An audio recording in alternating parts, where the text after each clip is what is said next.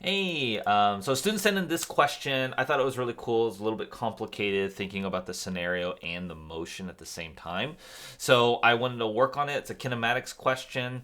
These are the kinds of questions that I really answer for my students like all the time. Like anytime they have a question, they can get an answer. So I like to use this so you guys can see how it is I explain things, and hopefully you guys find this helpful. So we have an elevator. It ascends upward. So we have this elevator thing here. Okay. So it's extending upward at 1.2 meters per second squared. And at some point in time, we'll say right now at this moment in time, the velocity is upwards at 2.4 meters per second. Okay, so that's what the first two things. I haven't read the rest of the problem yet, but that's what a loose bolt drops from the ceiling at the elevator 2.7 meters above the floor. So this thing is 2.7 meters. Calculate A, the time of flight from the bolt to the ceiling to the floor, and the distance it has fallen relative to the elevator shaft. So like everything's kind of moving here. So two things are moving. The way you want to think about it is the elevator itself is moving upwards, and this thing is now falling. Okay? So what you have to think about is, let's talk about the motion of the bolt. So let's list out the variables here. Let's list out all our 5 variables. That's our standard process, right? I'm going to list out our variables, and let's talk about it. Now, let's do it from the point of view of someone who is watching this elevator go up. Like, he's not moving, so this thing is moving upwards. So let's look at the displacement. Now, it's very easy to want to say the displacement is 2.7 meters. It is not, because as this guy falls, this guy moves up. So you got to think of it as like this thing is going to move in some way. Let's say it falls a little bit, but at the same time, this is going to move up and they're going to meet.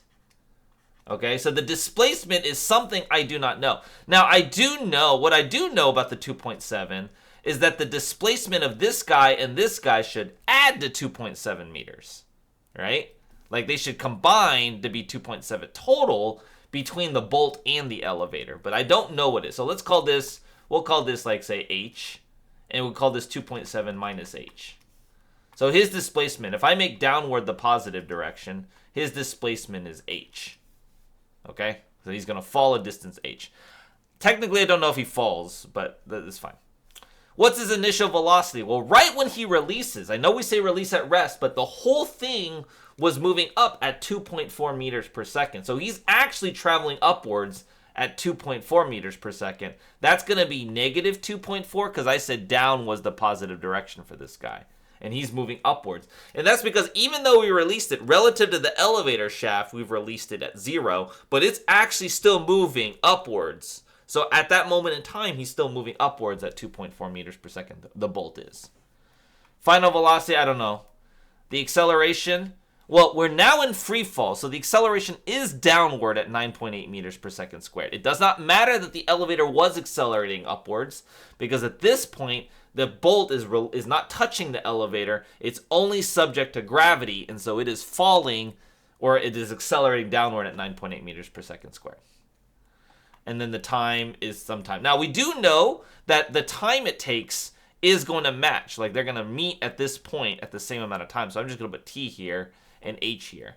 Okay? And it's not like I know those quantities, but I know that, like, they're related to the other guy's motion, which is the elevator. Okay? So for the elevator, I'm going to make up the positive direction. I know it's a little confusing to do it that way, but like it's because the displacement of this guy is upward and this one's downward, so that's why I want to do it that way. Okay, so this guy's traveling upwards. Okay, so what is his displacement? Well, it would have to be 2.7 minus h, because like I said, the whole distance there and there, that distance has to add to the height of the elevator. The initial velocity, well, the elevator is moving upward at 2.4 meters per second. Final velocity, don't know, but I know the acceleration is 1.2 because the elevator is accelerating upwards at 1.2. It's upward, so it's positive because I said up was positive. And it should take the same amount of time to go from there to there as this thing falls. So same time here. So now we're going to use the equation that connects those variables, which is this equation. So it's going to be h is going to be negative 2.4t plus 4.9 t squared. I'm just plugging in the numbers here into this equation. And then for this guy, it's going to be 2.7 minus h is equal to 2.4 t plus 1/2 of that is 0.6 t squared. Okay. Now, I want to find the time of flight. So the easiest thing to do is just add these two equations, actually. Because if I add them, the h's will go away.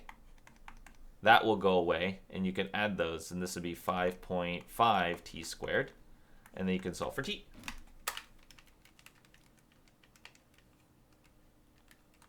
And I get 0.7. Right now, it's a math problem at this point. Math problem means once I have two equations, two unknowns, math problem at that point. Like, it's math. And then what's the distance it falls? I want to know what that h is. So we just plug that back into here to find h. This plus 4.9 times that squared, and I get 0.72 meters. Okay, so that's how far it fell. And that means this thing went up about 2 meters-ish.